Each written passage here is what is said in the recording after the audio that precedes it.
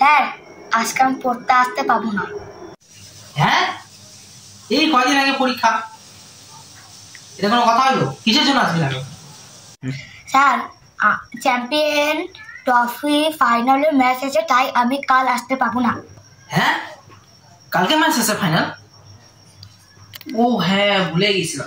তো কি হয়েছে? ফাইনালে ম্যাচ আছে তো কি হয়েছে? পড়া বাদ দেওয়া যাবে না, এটা কোনো কথা হলো? চ্যাম্পিয়ন ট্রফি হলে পড়া বাদ, এটা কোনো কথা?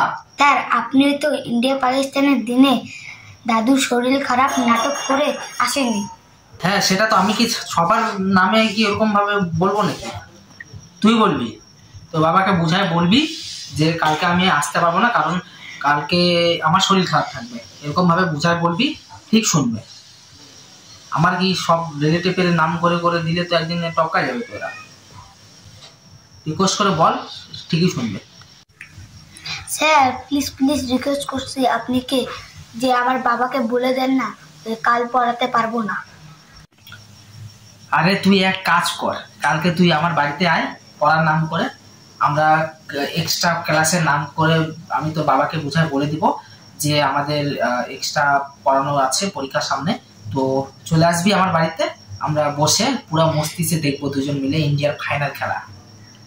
আরে স্যার আমি ওর বাবা বলছি।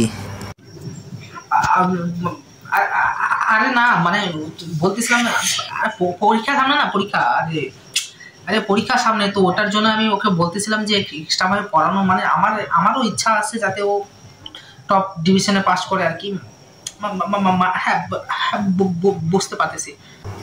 আরে না স্যার, কালকে তো মানে খেলা আছে, ও বলছে আমাকে রিকোয়েস্ট করছে যে কালকে বলে খেলা আছে ফাইনাল ইন্ডিয়ার, তো ওটাই বলছিল ও আর কি কালকে আসতে পারবে না। তো তো আমি বলে দিচ্ছি ও আসতে পারবে না স্যার, একটু অ্যাডজাস্ট করে নিন।